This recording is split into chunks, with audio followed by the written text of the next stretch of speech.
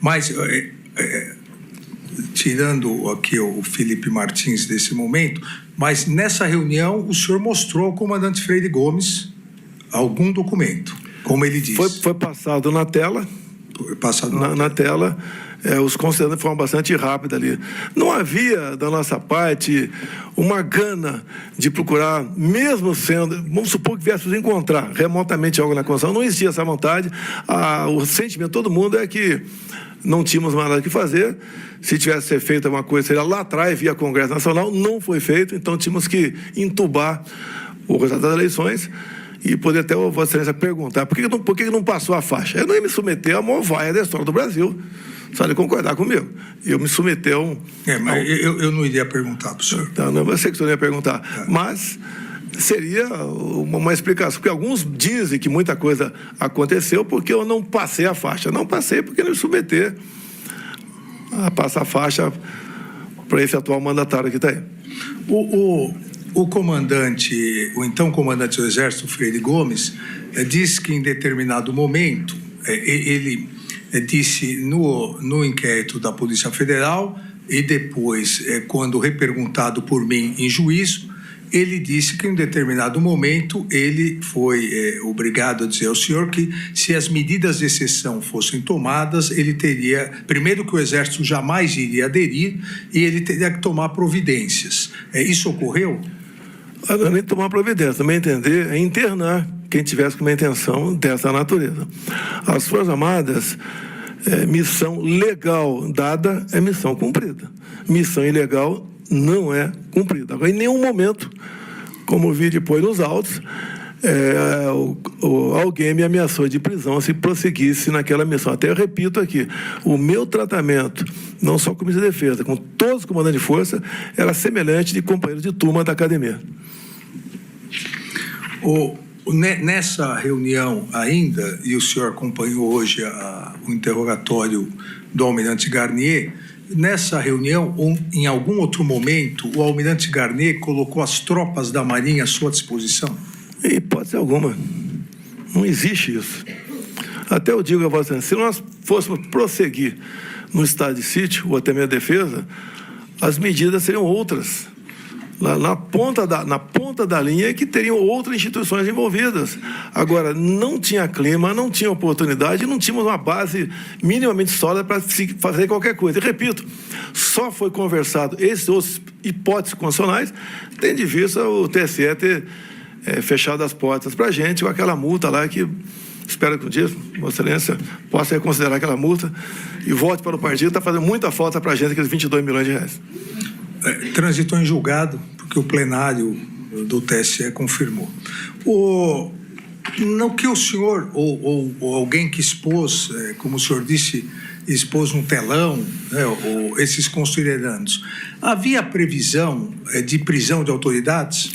Só tinha considerandos lá, então não se fala em o que tem na cabeça e lá no fundo, tinha apenas considerandos. Então, o senhor nunca teve contato com uma minuta, um documento ou um esboço que previa a prisão de autoridades e intervenção na Justiça Eleitoral? Falar contra autoridades, isso aí... Não, prisão contra autoridades. Falar contra autoridades, sugerir prisão, isso aí, na nossa reunião não está previsto isso. Não houve isso? Não está previsto isso. Nem a intervenção da Justiça Eleitoral com a criação de uma comissão eleitoral?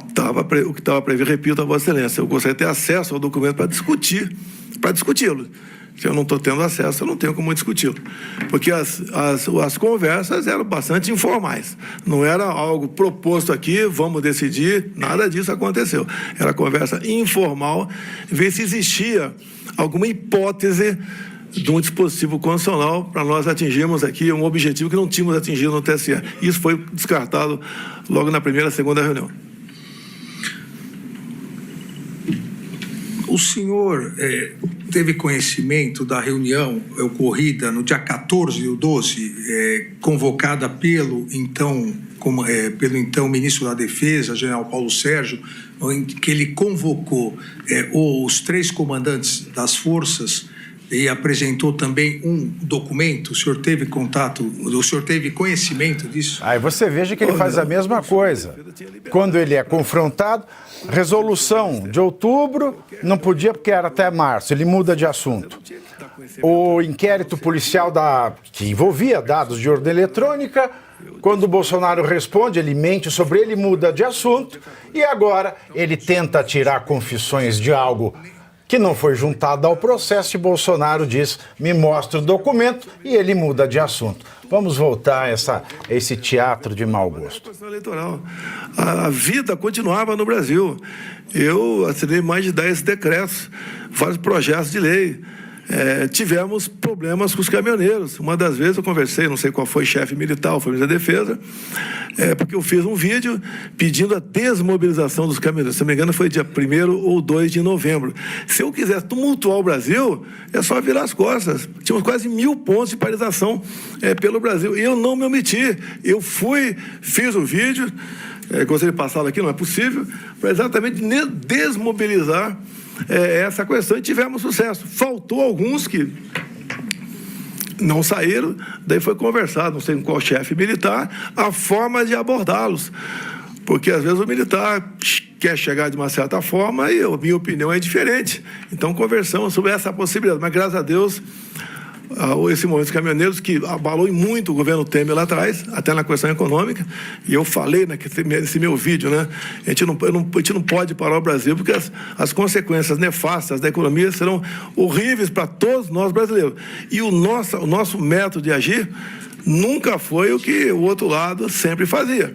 Nós aqui nunca invadimos patrimônio público, os 4 anos do meu governo, nós não prejudicamos direito de ir e vir, as nossas manifestações na Paulista, em Copacabana, em outros locais, não teve uma lata de lixo virada, o senhor vai na delegacia, não tem o boletim de ocorrência de um só telefone furtado ou roubado, ou seja, nós somos diferentes. Então, essa dos caminhoneiros, apesar de eles estarem ali manifestando uma insatisfação, não seria dessa forma que nós aí buscaríamos atingir o nosso objetivo.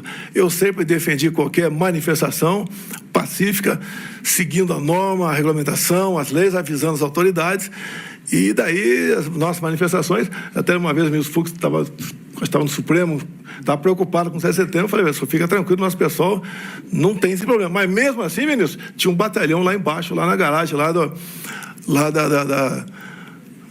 da presidência da República, né? Porque a gente nunca sabe que pode acontecer algum imprevisto. Então, ao longo de 4 anos, foi o ministro Alexandre de Moraes, eu não viu uma só ação provocada por mim que desagou num local num outro rio que nós não achamos que fosse não o ideal. Então, fizemos a coisa certa, sempre cumprindo a Constituição, com respeito, com tranquilidade, com Deus no coração, com a bandeira do Brasil, e fizemos a nossa parte ao longo de 4 anos. Por isso, uma aceitação grande, né? Acredito eu, em especial as viagens que eu faço pelo Nordeste, pretendo na quinta, sexta, sábado, estar no Rio Grande do Norte, visitando uns 8 municípios.